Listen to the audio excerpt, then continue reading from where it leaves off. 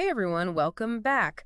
We're going to be doing a deep dive into something pretty intense today. Yeah. The dark side of the porn industry.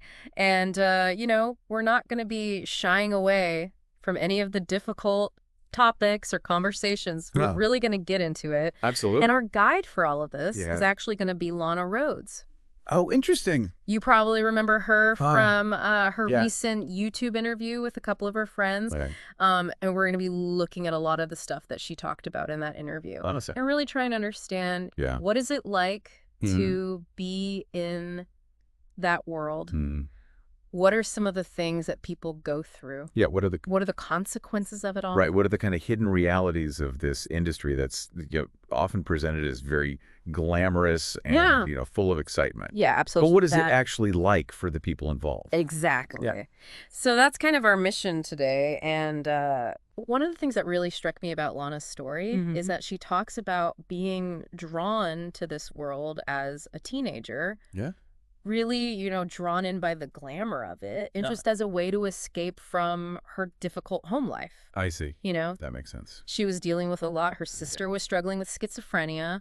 No. And she had, her own personal trauma to deal with. Yeah. And so the adult entertainment world, from the outside at least, seemed like this kind of escape, this fantasy world that was, miles away from her reality. Right. An escape from reality. And it's kind of heartbreaking to hear. Yeah. And it makes you wonder, like, how many other young people are out there who are drawn to this industry because they're looking for an escape or a sense of belonging. Absolutely. It is kind of like this this thing that's presented as a way to kind of achieve those things, Right. wealth and fame and this carefree lifestyle. And Lana actually admits that she was pretty naive about what the industry was really like when she first started out.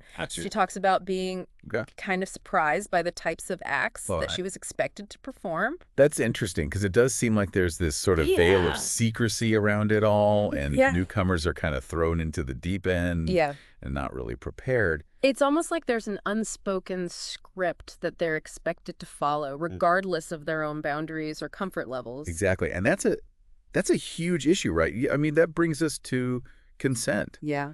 Especially for young performers and inexperienced performers who might feel pressured to agree to things that they're not really comfortable with.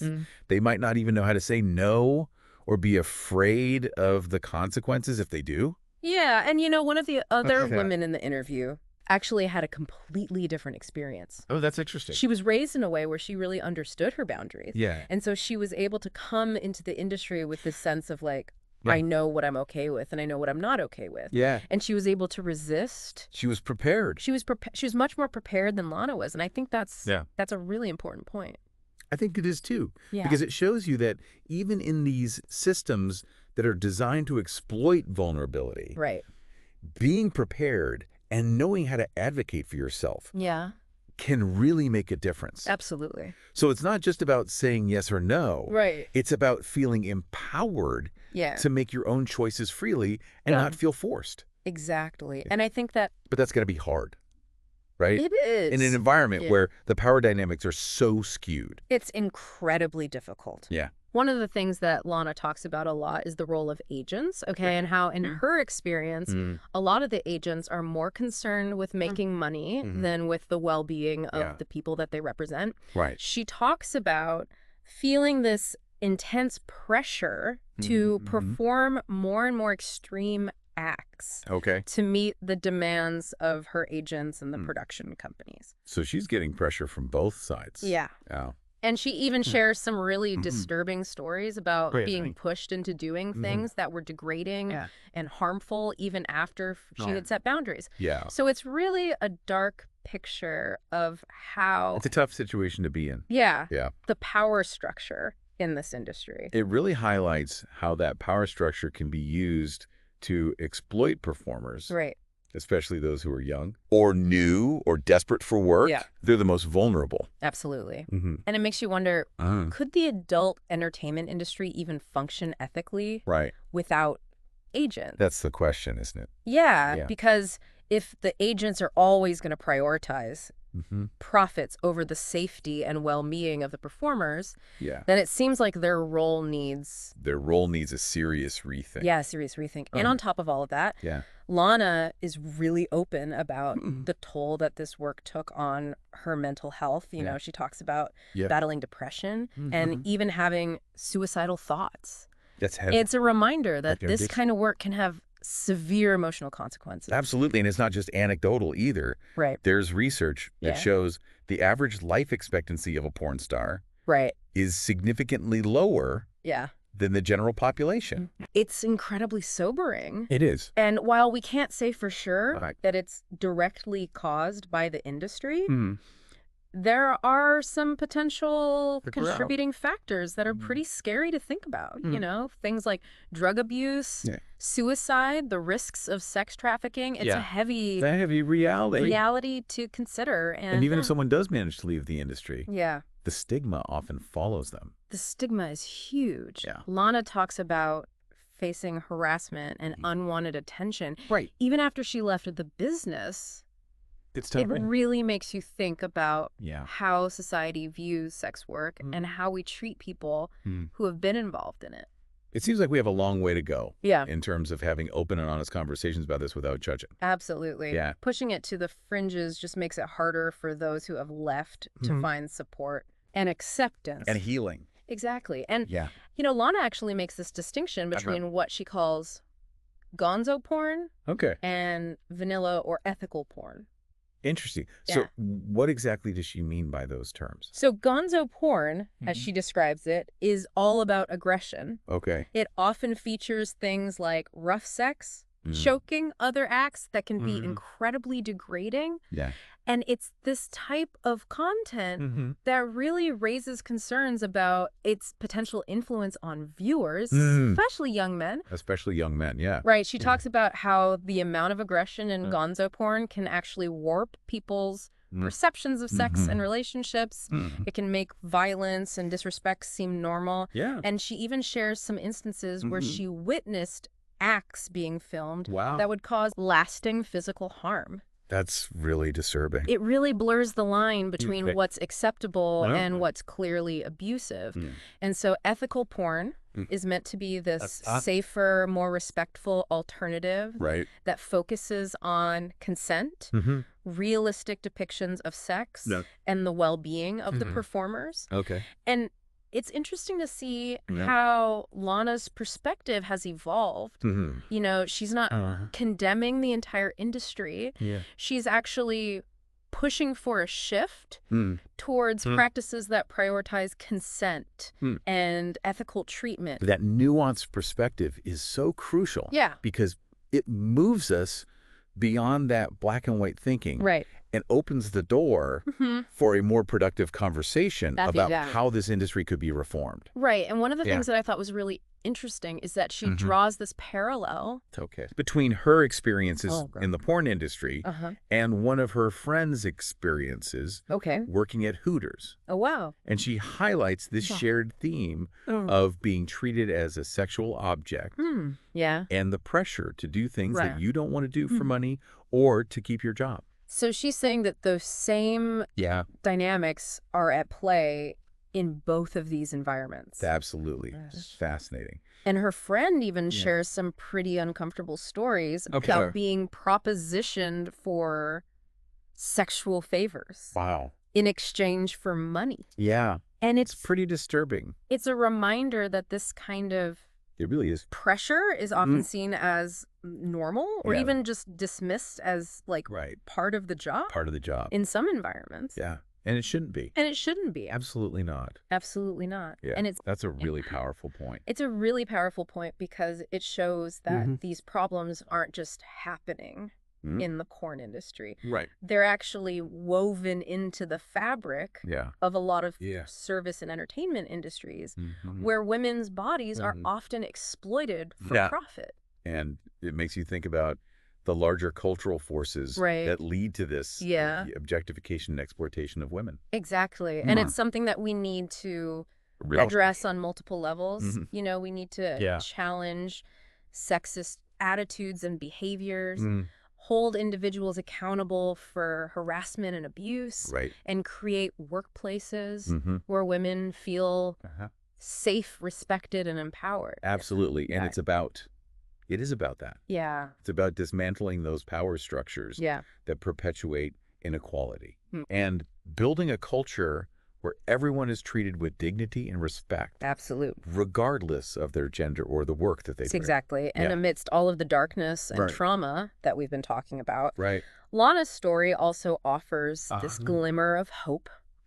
Interesting. You know, she talks about finding redemption through advocacy, using her platform to educate others about the realities of the porn industry and to support performers who are struggling or trying to leave. That's great. And it's really powerful to see. It's inspiring how she's taken her experiences and turned them into a force for positive change. She's not just talking about the problems.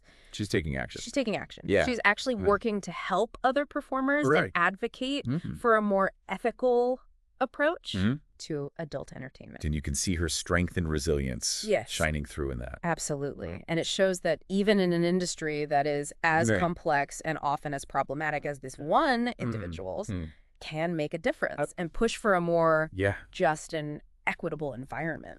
And I think her work promoting ethical porn is especially interesting. Yes. Because it suggests that there might be a path towards a more responsible and humane approach to adult entertainment. Right. You know, one that puts consent and respect and the well-being of the performers front and center. Absolutely. And that's something that we can't afford to ignore.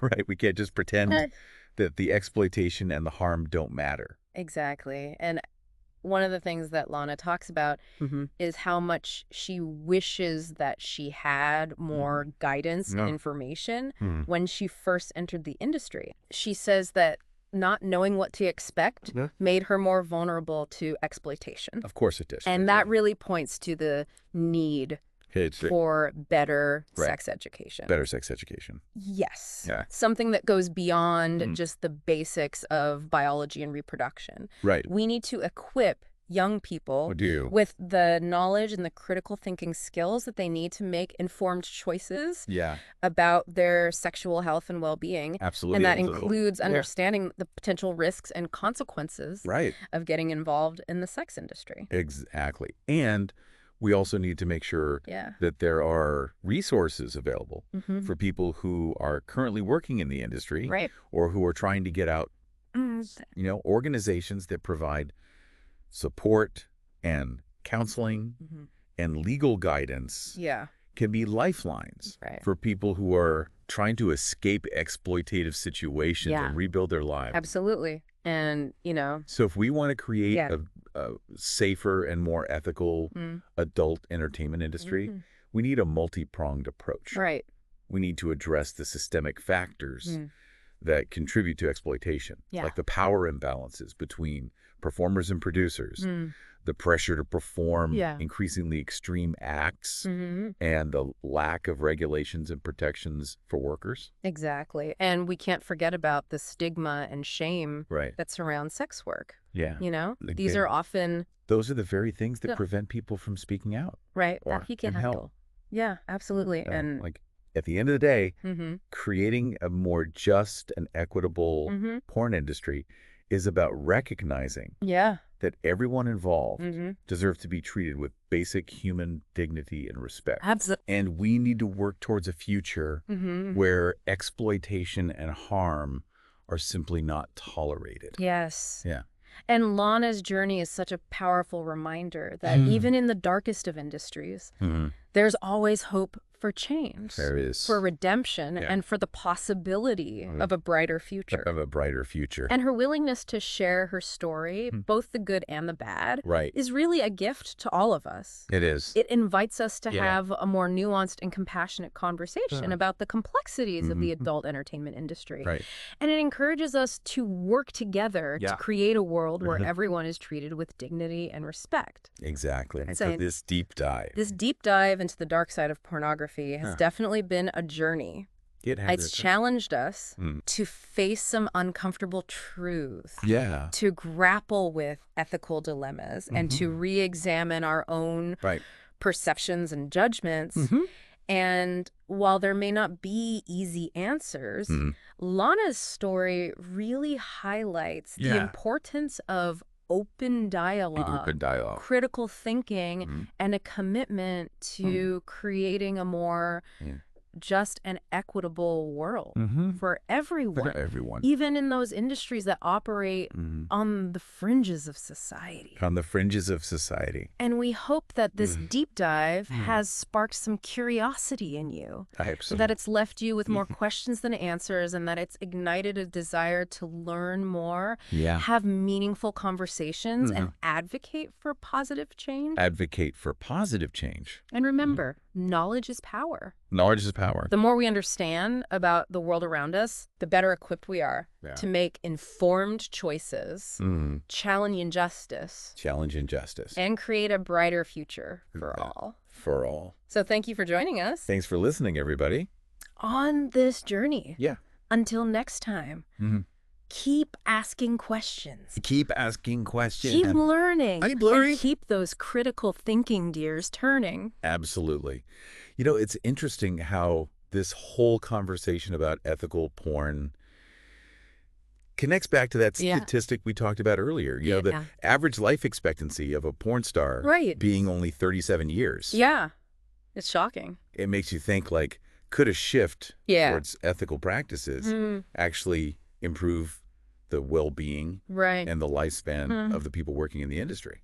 It's a question worth exploring. It is. For sure. Yeah, it really speaks to the bigger issue of like how we value and protect people who work in these industries that are so often stigmatized. Absolutely. And Lana's incredibly honest about the lasting stigma that comes with having been a porn star. Right. Even though she's moved on and she's built a successful career outside of the industry, she still faces judgment, harassment, unwanted attention. Right. Just because of her past. That's the thing about stigma, isn't it? It is. It can stick with you long after you've left the situation or behavior that caused it. It becomes this label that's really hard to shake off.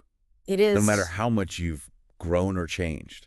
She even talks about feeling like she has a life sentence because of her past. Yeah. Like she's always going to be defined by her time in the adult industry. That feeling of being trapped. Yeah. By a past identity is something that I think a lot of people who have experienced stigma can relate to. For sure. And she even shares a story about a neighbor in Chicago who harassed her and called the police. Wow. Falsely claiming that she was shooting porn in her own home.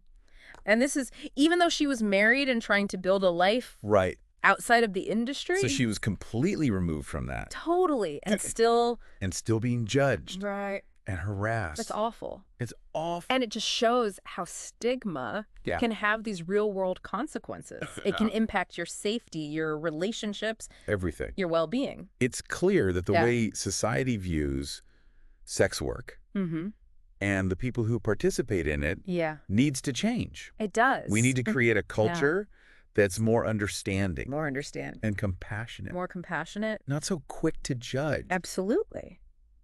And, you know... It starts with conversations like this. Yes, it does. It starts with conversations. Challenging those preconceived notions we all have. Exactly. And recognizing the humanity of everyone involved. Yes. Regardless of their profession. And we also need to be... And the language we use. Careful about the language we use. Yeah.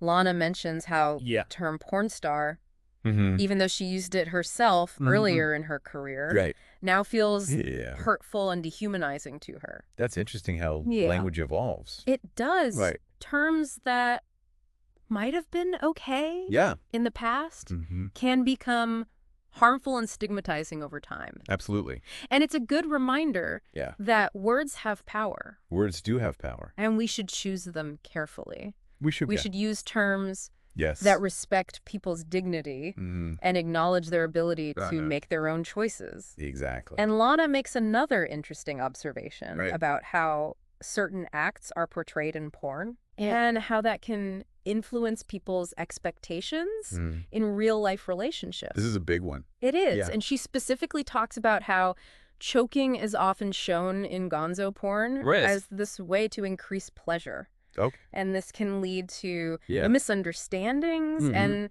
even dangerous behavior in real-life sexual encounters. It's so important to separate fantasy from reality. Yeah, what might look erotic or exciting in porn can be incredibly dangerous and harmful in real life. Absolutely. And she stresses that consent and clear communication are absolutely essential. They are. In any sexual encounter.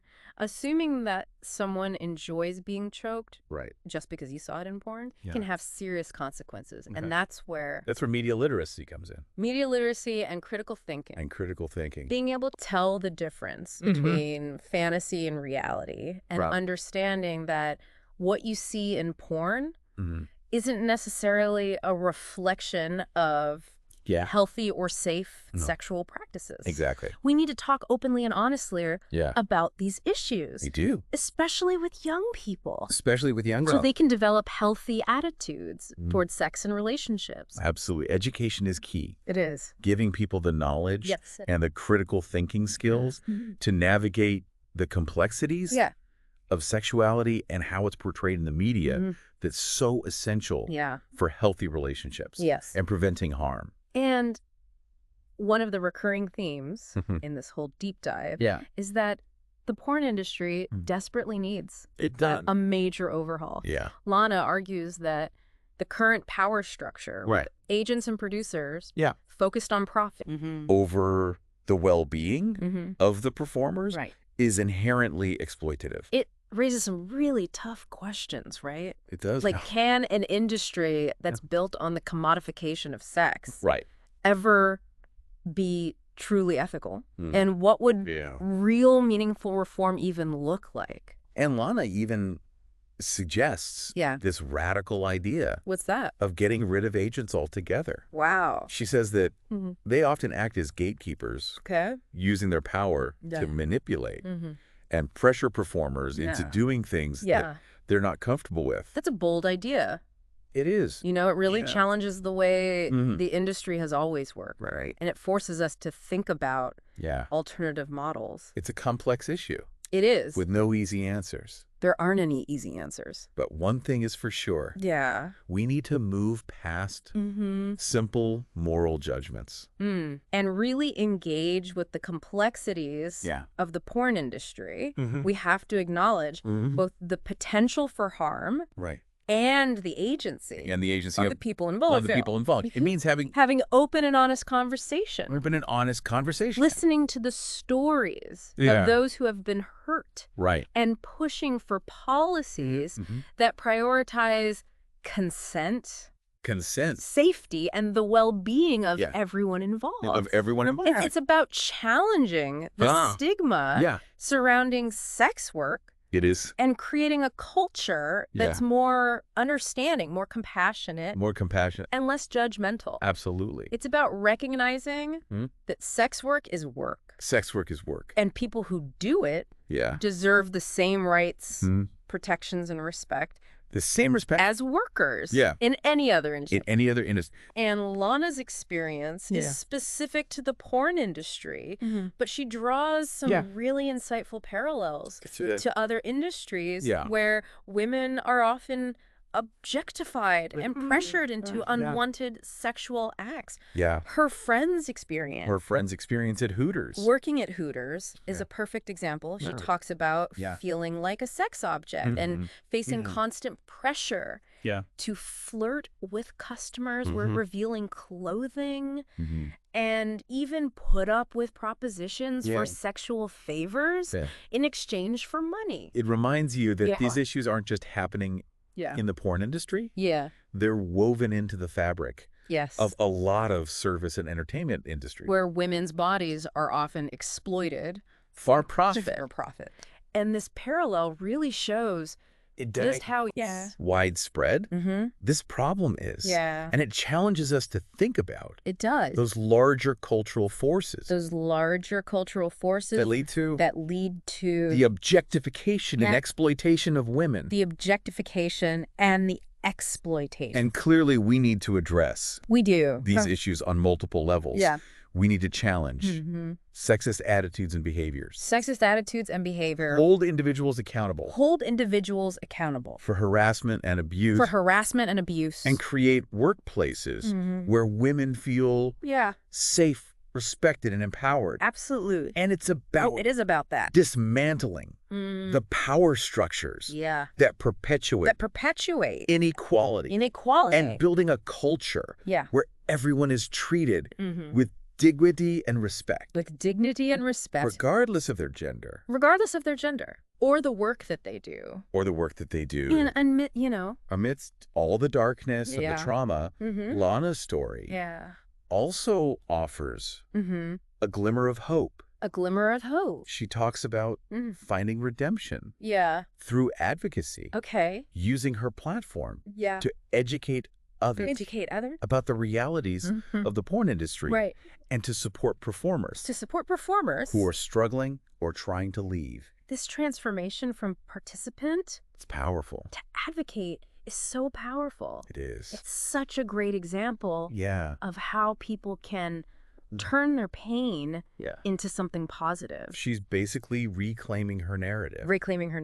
And using her voice to empower others. To make informed choices and to get out of exploitative situations. And her story is really a testament to the resilience of the human spirit and the potential for healing and growth. Even after going through incredibly difficult experiences. And this brings us to the end of part 2 of our deep dive into the complexities of the porn industry. Lana's experiences and reflections have certainly given us a lot to think about. Join us again next week for the third and final part of the series as we wrap up our discussion. Welcome back to our final deep dive into the dark side of the porn industry. We've it's been a heavy one. It's been heavy. We've covered a lot of ground, from Lana Rhoades' personal experiences to the complex ethical and societal issues this industry raises. Absolutely. And I think as we wrap up our exploration, it is incredibly inspiring. It's inspiring to see how Lana's taken her experiences and turned them into, a force for positive change. She's not just talking about the problems. She's actually working to taking action. Help other performers and advocate for the more ethical approach to adult entertainment. It's amazing. It really is. You really see her strength and resilience shining through. It shows that even in an industry as complex and often as problematic as this one, individuals can make a difference. And push for a more just and equitable environment. And her work promoting ethical porn is really interesting. It's fascinating. It really suggests that maybe there is a path towards a more responsible and humane approach to adult entertainment. Absolutely. One that puts consent and respect. And the well-being of the performers front and center. It's a conversation we can't ignore. We can't just turn a blind eye to the ethical issues surrounding this or pretend the exploitation and the harm that often happens doesn't matter. It doesn't matter at all. It requires a real shift in perspective, both within the industry itself and in the wider conversation we have about sex work as a society. Absolutely. It's about recognizing... the humanity of the people involved. The humanity of the people involved. And understanding that they deserve to have their rights and well-being protected. One of the things that Lana talks about is how much she wishes she'd had more guidance and information when she first entered the industry. She says that not knowing what to expect made her more vulnerable to exploitation. Of course. And I think that really points to the need for better sex education. Better sex education, for sure. Something that goes beyond just the basics. Beyond the basics. Of biology and reproduction. We need to equip young people. Absolutely. With the knowledge and the critical thinking skills. Their critical thinking skills. That they need to make informed choices about their sexual health and well-being. Yeah. And that includes understanding the potential risks and consequences of getting involved in the sex industry. Exactly. And we also need to... And we also need to have resources available. Available for people. For people who are currently working in the industry. Or trying to get out. You know, organizations that provide support counseling, legal guidance. Legal guidance. Those can be lifelines. They can be lifelines for individuals trying to escape. Exploitative situations. And rebuild their lives. Rebuild their lives, absolutely. And so if we really want to create a safer and more ethical adult entertainment industry, we need a multi-pronged approach. We need a multi-pronged approach, for sure. We need to address the systemic factor that contribute to exploitation. Things like the power imbalances between performers and producers. The pressure to perform. The pressure to perform. Increasingly extreme acts. The lack of regulations and protection. For workers. And we can't forget. And we cannot forget. About the stigma and shame. That surrounds sex work. Absolutely. You know, these are often the very things that prevent people from speaking out about abuse or seeking help. Yeah, absolutely. At the end of the day, creating a more just and equitable porn industry is about recognizing that everyone involved deserves to be treated with basic human dignity and respect.